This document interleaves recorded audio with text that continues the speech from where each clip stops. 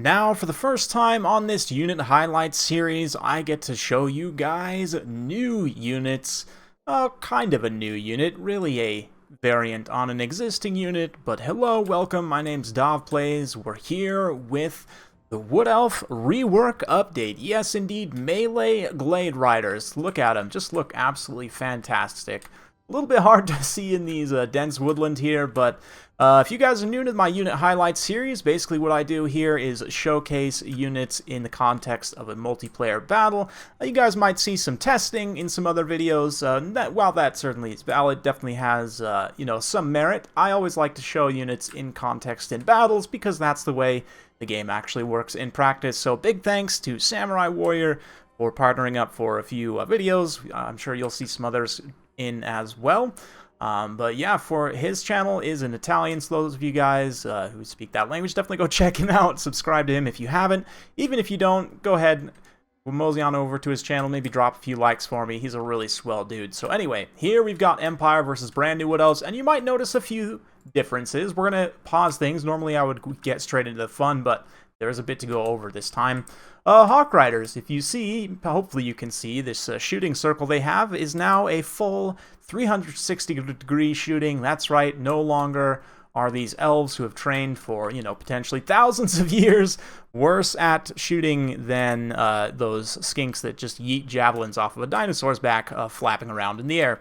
So that's great. They also have Vanguard deployment now. Orion, as ever, of course, has Vanguard. We've got him with Cloak of Isha and the Horn of the Wild Hunt to juice up the charge bonus of these Hawk Riders. They've got, of course, a 43 charge, 42 charge, 45 weapon strength with decent AP, so countercharging Empire Knights on the ground. Very valid strategy. And you may notice another difference is we've got some Treekin Vanguarded up here as well.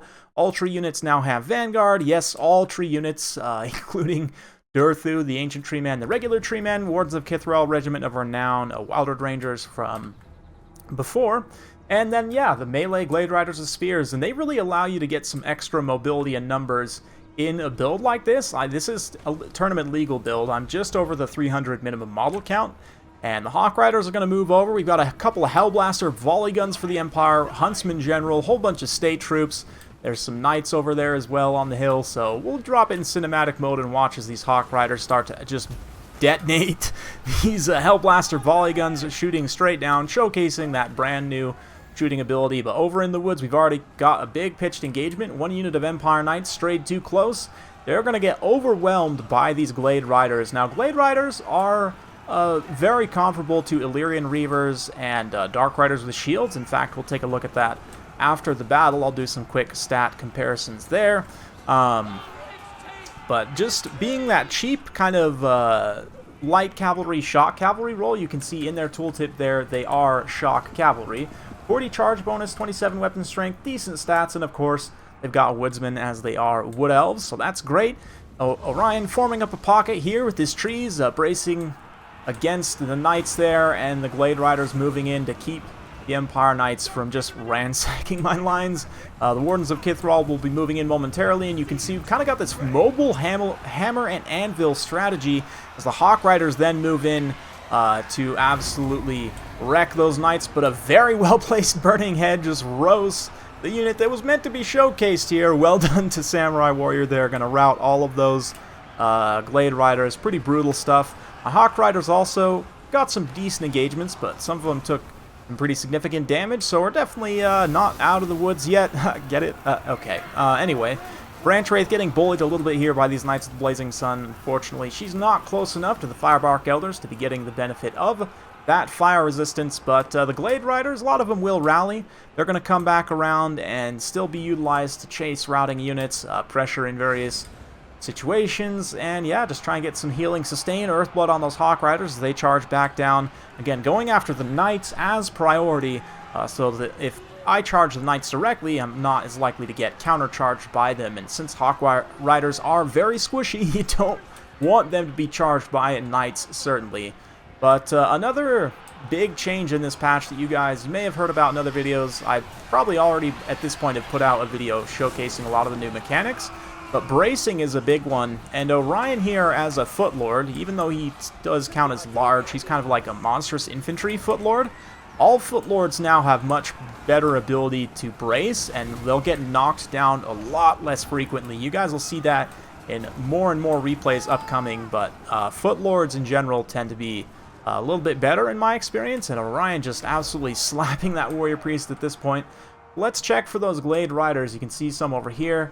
Doing a great job cleaning up what's left of this Hellblaster volley gun crew. We've got a handful more over here. Might get straight up killed by the Huntsman General, but hopefully we'll be able to be used a little bit more. And that's the nice thing about this is something that the Wood Elves severely lacked before, which was a cheap, effective option to kind of clean up those weakened periphery units, you know, chase routing units off the field, get those kind of support charges, setting up those other situations. More Hawk Riders coming down here. Horn of the Wild Hunt, juicing them up to 65 charge bonus. Basically like armor-piercing Pegasus Knights at this point. Oh, brutal fireball, though, just rips through the side of that unit there. And, yeah, pretty good stuff. Orion feeling the heat. He's going to move up and try and take out some of those Empire Knights. Speaking of heat and Treekin, another big Treekin, change to Treekin, rather, is their weapon strength has been almost doubled. Basically, they went from being like 12 individual Saurus units to now they're actual monstrous infantry, you know, with weapon strength on par with other monstrous infantry. But before, they were by far the weakest offensive output. They're still not amazing offensive output. Even the Regiment of Renown here, only 34 attack, but still 86 weapon strength with 60 non-armor piercing damage. Definitely much better than it was before against low armor units, which those state troops certainly are. Orion's still grinding here as well. But Hawk Riders coming in. You can see a few more Glade Riders also still just kind of hanging around here. So I'm going to be a little bit cheeky, grab the Knights with the Hawk Riders, and then immediately these handful of Glade Riders going to come in and just snipe this other Hellblaster crew. State troops will try and protect, but just the charge there is enough to inflict enough leadership damage. They are certainly a very cool looking unit, absolutely, but they're going to pretty much shatter here, unfortunately. And that'll be it for the Glade Riders, but have they done enough? I mean, shattering that crew there, they didn't quite shatter that crew there, unfortunately. But, yeah, things are looking pretty good.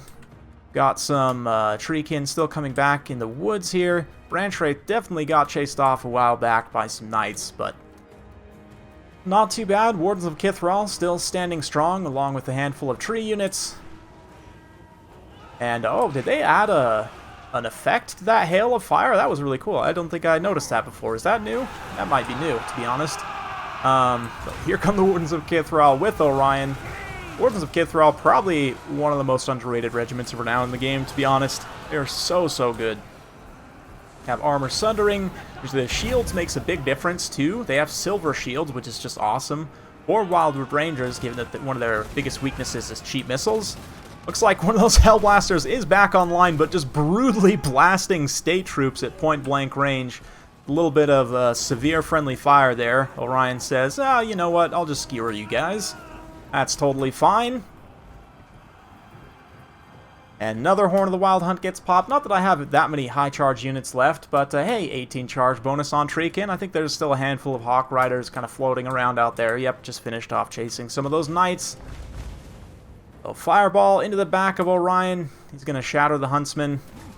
Fire Wizard's definitely giving a good attempt and has gotten an insane amount of value. Speaking of which, yes, you can actually see how much value he's done, at least in terms of damage. If I mouse over his kills, 55 kills, you can see 8,717 damage dealt in total, netting 1,526 points worth of value in terms of damage. Now keep in mind, that doesn't really calculate the value of buffs, so a character like the Warrior Priest, as we'll see in the end screen, probably isn't truly showing the value that you got from him. But Samurai throws in the towel there, and a very well played to him. Nice back and forth battle, super fun one. And this is a build type that I am pretty excited to kind of tinker around with, this offensive Vanguard rush. And given the Wood Elves' new Vanguard options, this is a much more viable playstyle than before. Orion was kind of the go-to previously for your Vanguard Lord, and he still is very strong in that role, but you're just having more options. Glade Riders in particular allow that quick strike. They didn't actually get that many kills, and in terms of value, you can see here 241, 349, 249. So really, in terms of damage dealt, they didn't actually pay for themselves, but Tactical value is also kind of hard to quantify.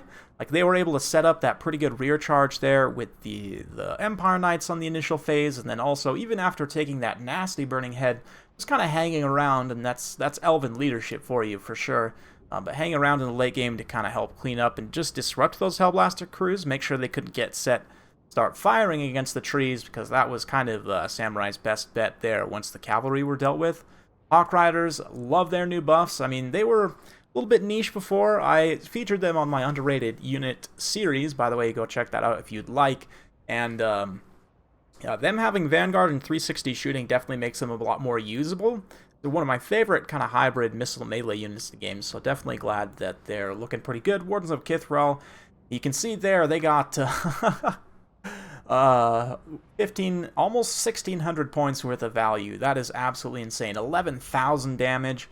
Very, very good stuff. It doesn't show you healing either, which, you know, it'd be great if this system could be developed even more to show, like, healing, or I don't know how you would quantify buffs even. That would be kind of hard to do. But anyway, Orion himself, 2,100 points worth of value. Is definitely paid for himself. The Treekin, again, their tactical value and just kind of hanging around and tanking a lot of damage.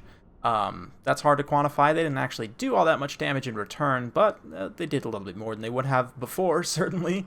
And yeah, Hawk Riders definitely punching up. These two almost paid for themselves, but these two in particular, yeah, 1,400 gold, 1,450 basically, worth of value. Very good stuff. And the Fire Wizard, 1,500 points worth of value. Absolutely crazy, 8,700 damage. Very fun stuff. Knights of Blazing Sun did definitely pay for themselves. At least one of them did. The other ones, Empire Knights, had a little bit more of a rough time against the Hawks there.